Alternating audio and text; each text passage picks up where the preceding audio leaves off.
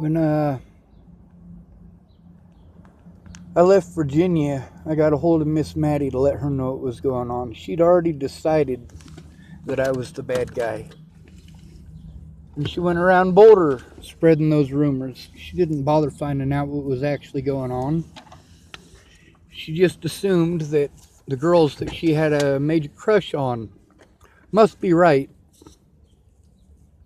It's because Maddie's a man-hater. It must be men's fault. It's always men's fault. I don't blame all women for the women who did me wrong. I blame those women in specific, and they all have names. Miss Shelley said she was going to help me. That Kara Johnson lady claimed she was going to help me.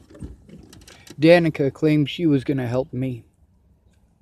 They weren't interested in helping me. At no point in time did they ask these people to leave me alone.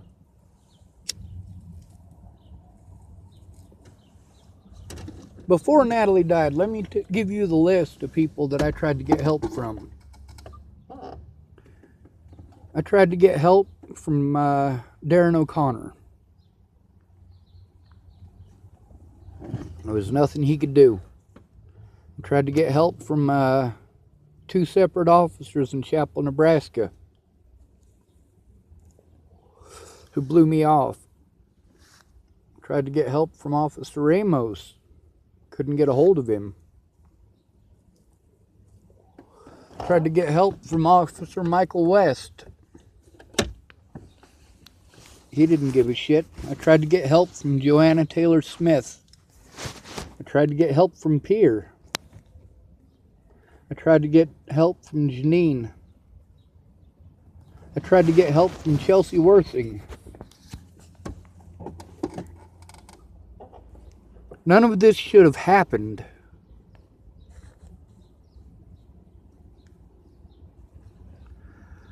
You guys tell me about how it works. Well, it works like that for you. You got somebody in your fucking corner. My dad was not supportive at all. Before Natalie died, I didn't try to get a hold of my dad. There's no reason to. He's abusive as fuck. Now, instead of trying to understand autism, trying to understand things that I have to go through, trying to understand homelessness, at least listening to what I had to say about it, he cut me off every sentence. Everybody does that. Shannon Alvarado is the worst about it, though. Every time she said she was going to help, she'd end up getting drunk and telling me the same thing over and over and over again. I keep saying the same thing over and over and over again because I still need help. The issues that I'm having, I'm still having.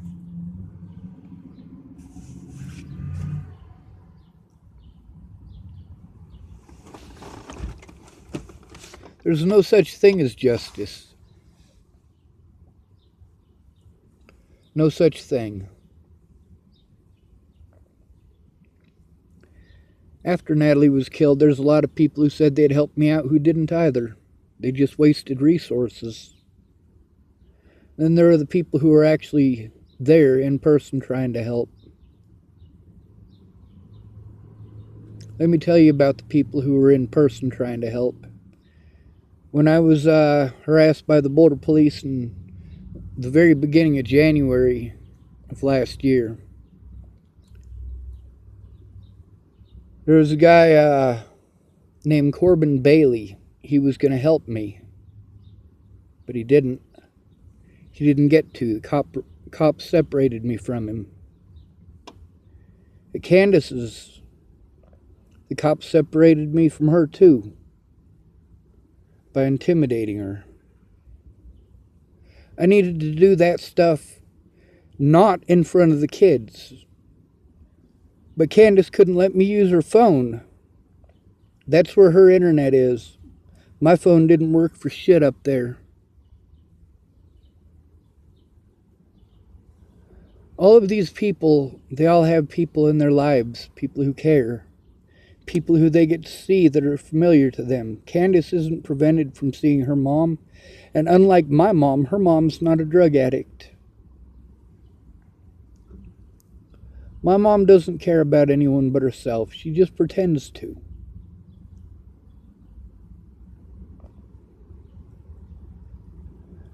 I helped others because I needed the help too. When we made an agreement and other people didn't keep their word, it fucked me. Now this gentleman who was also assaulted by Officer Lola Tai, he's got a lot of help. Darren has helped publicize the shit out of what's going on with him. Darren didn't do shit for me.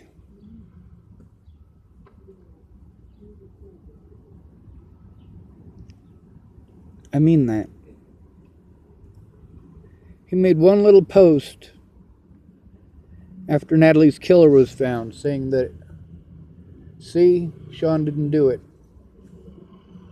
He didn't do a damn thing about the assault that I had to go through. He publicized the shit out of this Sammy Leon feller, publicized the shit out of that Atkinson feller.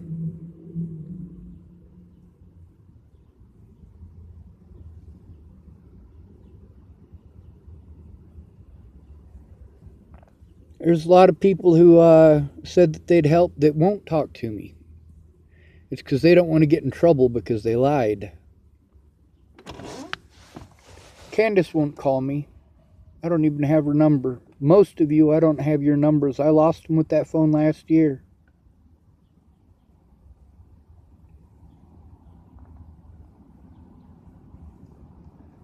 A lot of these people weren't willing to help me out but said that they would. And a lot of them couldn't. Like Mandy. The day that we were going to go, well, actually it was 2 days before we were going to go in, because I had to go to multiple police stations, multiple jurisdictions, while they're able to use stuff from all these other jurisdictions, court dates that I was prevented from going to. They're able to use that to try to paint me as a bad guy. You know how many threats I had towards my life before I threatened anyone's life back? The first person's life that I threatened, other than my own, the first person's life that I actually threatened was Ted Bollinger's. That was after what him and Alicia Bollinger did at my grandmother's funeral. And I didn't say I was going to kill him. I said that if anything happened to Alicia, or Danica, or Shelley, or Rose, that I would do those things. You damn right I threatened his life. If anything happens to those people. I don't have it in me to kill a person. But I had to try to keep them safe somehow with the police not willing to do their job.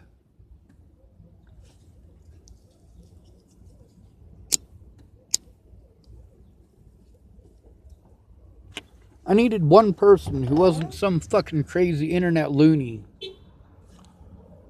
Or somebody who didn't know what the fuck homelessness is. Or how we're treated. Women really do have it a lot easier than men out there. Saying, oh, well, women get raped. Men get raped too. But the fact is, there's services to help the women. For me, when I'm having a crippling panic attack, there's a fucking reason. I need help.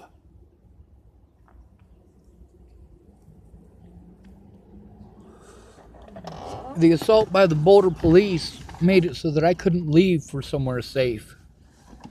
The way the media slandered me, I keep having people tell me, oh, well, you know, people forgot all about that bullshit. Not the people who know me. In Chapel, Nebraska, Aunt B, last time I talked to her, she was telling me that Pam, that's a friend of hers, got to hear all about the shit that people want to say about me. I should have been allowed to show the truth. But it's not their truth, so it's not allowed. All of these people, since I was assaulted on January 6th, have been covering for Officer Lola Tai. Whether they're doing it intentionally or not.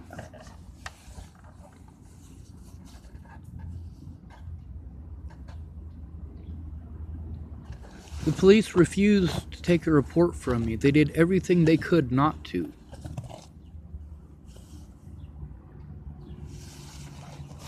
And then they claim that they did. Like Officer Amanda Jonas claiming that she took a report. Like hell she did. She pretended to take a report. She gave me one piece of paper to do it on.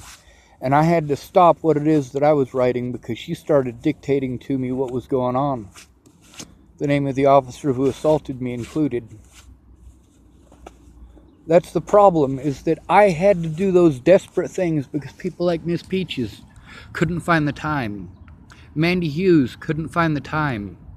Her daughter was going to try to make the time when I got out of jail, but as soon as I got out, she couldn't.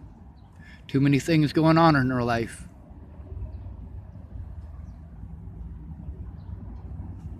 That's the thing. None of the witnesses wanted to come forward because of the way that I was painted. They were afraid of public opinion. They were afraid of the way that they would get treated, and rightly so.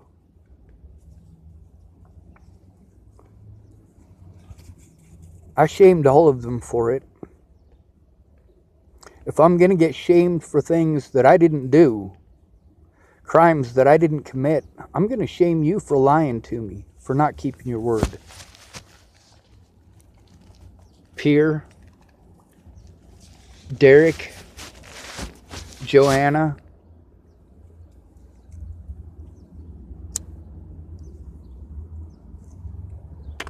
I needed someone to go in with me so that the police would take my report instead of pulling the bullshit that they did. It's called entrapment. And it's only illegal if people give a shit. My dad didn't give a shit. My mom didn't give a shit. My little sister didn't give a shit. My older brother didn't give a shit. None of them gave a shit. My Uncle Matt didn't give a shit. His boys didn't give a shit. My Uncle James didn't give a shit.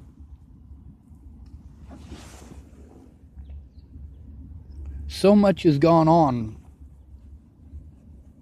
So much abuse. So much evidence stolen or ignored. Because these officers wanted to cover the wrongdoing of other officers.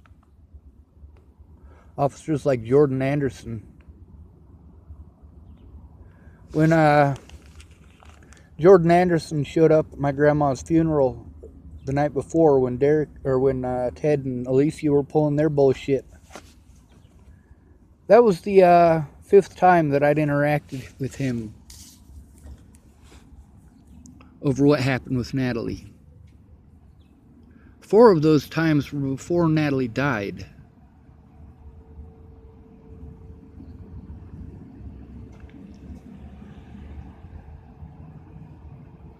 Three of them, actually. One of those times, it was another officer in Chapel, Nebraska. He was heavy set. I need a place where I can sit down and make hundreds of phone calls. All of this stuff keeps stacking up because I cannot function. Anybody can abuse me at any point in time. Anybody can steal from me and get away with it, like Ken and Leah did. Anybody. Most people who are homeless because when they needed help, people didn't want to. They wanted to treat them like shit. You just want to assume the worst. I'm not allowed to blanket all the cops for the things that all of the cops took part in. I do mean all of them. Not one of those officers was willing to take me seriously. They all kept trying to use the mentally ill thing as an excuse not to do their jobs. They don't have to do their jobs if they call you mentally ill. You are automatically assumed wrong if you're called mentally ill. They won't take a report from you. When you're homeless, it's even worse. When you're a male, it's even worse. When people accuse you of murder and rape and child molestation and stalking, it's even worse. And then I got to deal with people like Dan Faber, who doesn't want to bother to find out what's going on. He just wants to judge me. He didn't bother to find out that the reason that I yelled at Shannon is because she kept on talking over me, saying the same thing over and over again, because she was fucking drunk. And yeah, she did her own fair share of screaming too. While I was there in California, she screamed a lot. I didn't. I got overwhelmed because she kept saying she was going to help me, and every night she'd get drunk instead. I can't make phone calls during the day, during normal business hours, because she's busy screaming at her daughter. I could barely make videos, and I had to erase a bunch of them because kids were in them. Or their names.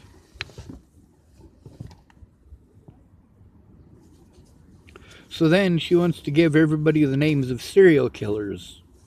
So they're going to use those names while I'm making videos. That's fucking creepy shit. Most of these people who don't know me, who tried to help me, they're into death. They get off on that shit. I can tell they're not actually interested in finding missing children because those posts are private. People can't share that to help find that kid.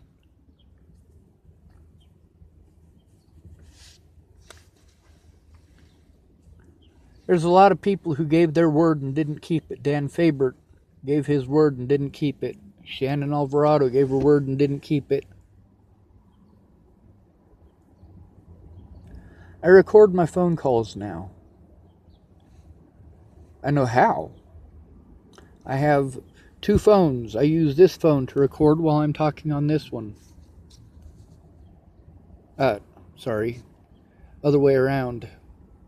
See, this phone here is the one that's got service. The one I'm talking on now doesn't.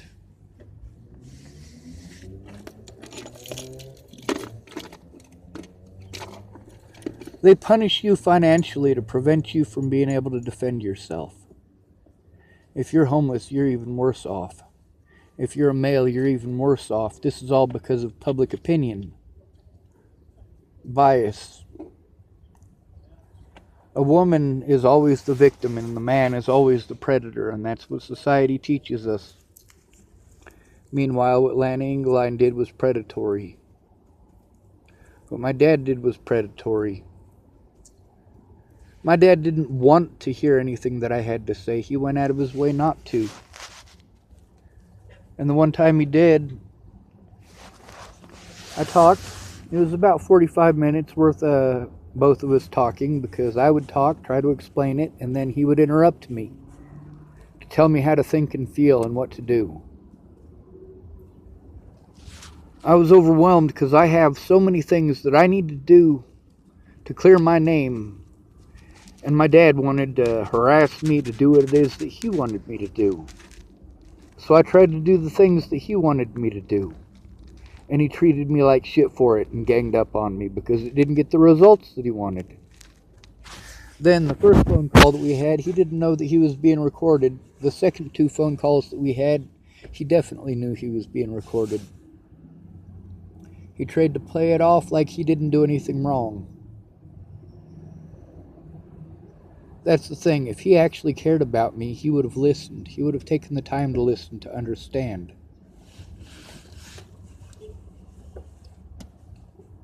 All of these people have people in their lives. Dan Faber has a husband. Shannon Alvarado has her son, her daughter, and her boyfriend. Candace has both of her daughters. She has her mother. She has her stepdad and her siblings. Jennifer Dujowski has her husband.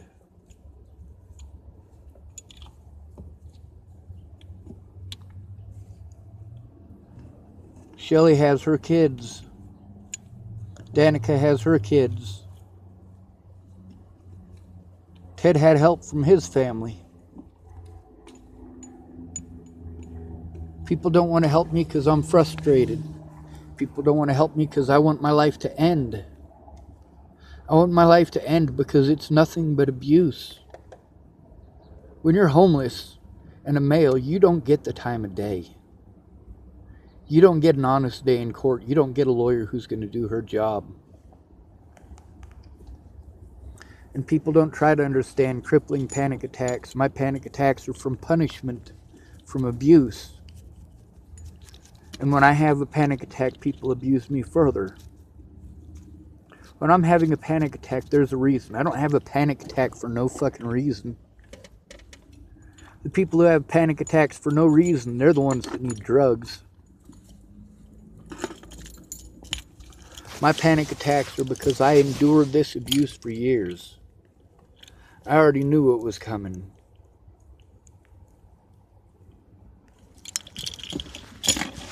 My dad wasn't willing to stand up for me. My mom wasn't. Then again, I wouldn't expect them to.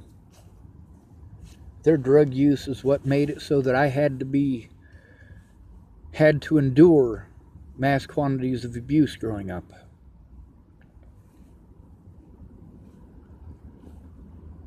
I needed one officer, just one good officer, to sit down and take my report, and none of them did.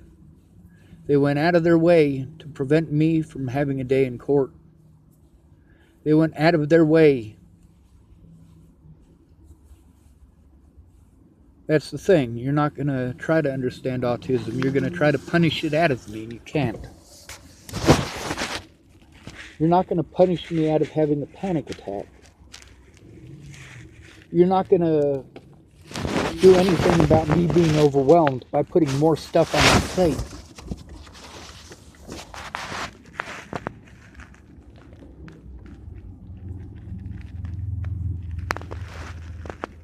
None of these people who gave me money would have had to do that if somebody would have gone in with me. On the 29th, it would have been nice. The 29th of December, 2017. It would have been nice if Miss Beaches could have sat in there with me instead of those officers doing the things that they did. I need help with this stuff. There's a fucking time limit on it. I was able to see all this coming and predict it and speak out about it on Facebook because of experience. I'd seen these things happen to others, and I had endured many of those things myself. Because I'm not a pretty girl, a pretty white girl.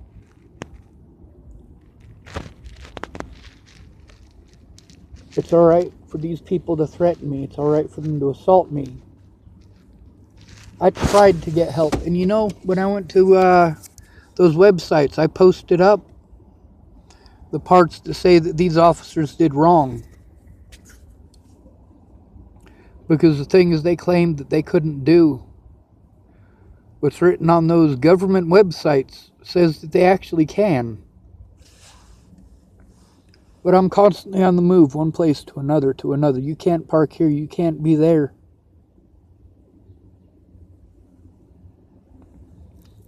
And then there's Tabby. She was going to write a report. So was Graham. But they didn't. Graham was more interested in trying to write pretty words than he was about trying to write down the details. You don't need to write it in the King James Version.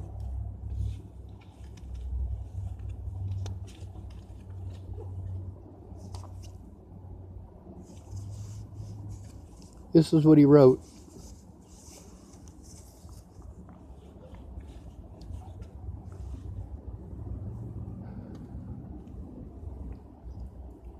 He didn't keep his word. If he hadn't given his word to get me $100 so that I could get my car out, then I would have tried a lot harder to try to get somebody else to help out. But I believed Graham.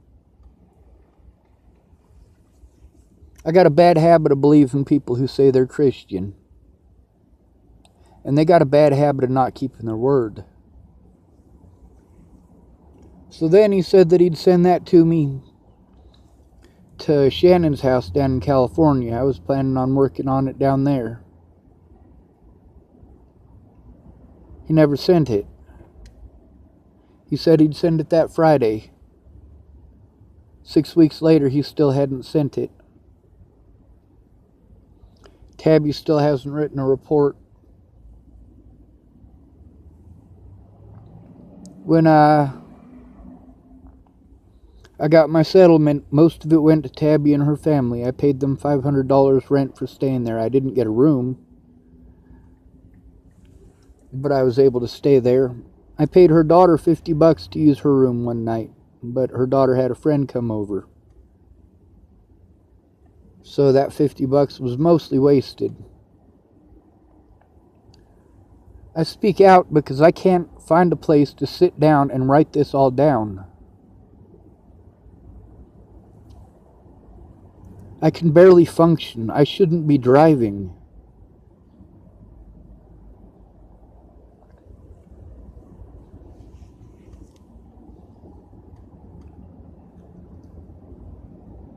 Instead of finding out what's going on, these people were cruel to me. Graham wasn't cruel.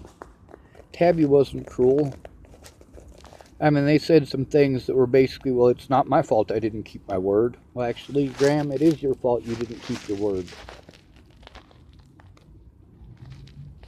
And then the other thing he typed at me that he had a family to take care of and bills to pay. No, first of all, that's not his family. Second of all, Tabby has all of her bills paid by the government.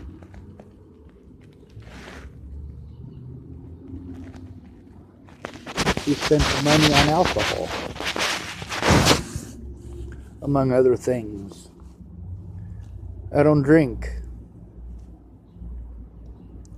A lot of the places that I was at, they told me if you get weed, it'll make things better and we won't be screaming at each other all the time, like Sally Treon's. So I bought them weed for the house so that they wouldn't be doing that. It didn't stop them.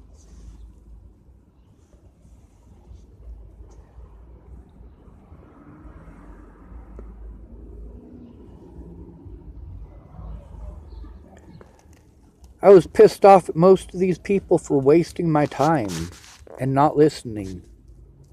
Like Teresa. She called to help, but she didn't help. She called me drunk to talk about her dead husband while I needed to get some work done. I needed to find a way to get somewhere safe. To try to get the media to listen. The media didn't care. They slandered my name too.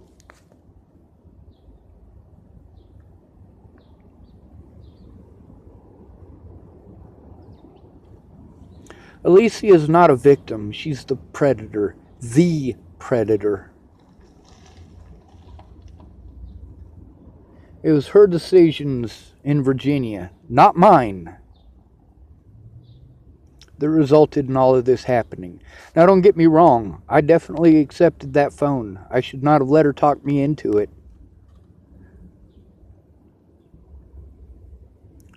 But I remembered some words from Jeff Baldridge. Know who's good to you and be good to them. And those weren't the only words I remembered. He said, Sean, you know when you do something good for somebody how it feels? I said, yeah. He said, well, why would you want to deny that to somebody else? And Alicia was trying to do something good for me. She doesn't care that I'm frustrated or that I've been abused nonstop for 2 fucking years. Yes, being separated from your loved ones is fucking abuse. When you can't see your loved ones because meth heads are coming out of the woodwork and assaulting you. Fuck it. Please help get assisted suicide legal. You're not going to help how I need. You're not going to help me get a lawyer. You're not going to help me get an advocate. You're going to give me phone numbers and tell me to call them. You're not going to help me get a place where I'm not overwhelmed. I am overwhelmed. This is my house. There's no internet access here. There's no power outlet. So I have to go to public places to plug in. And I can't make phone calls from those places. There's constant movement.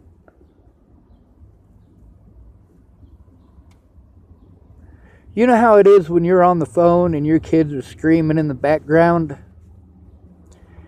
It's an important phone call. You're talking to your lawyer about the, whether it's your disability or the custody paperwork, or maybe it's just your bills.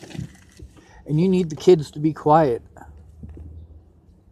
Well, I needed the adults to stop being children. I needed the adults to stop having expectations of me and let me do what it is that I needed to do.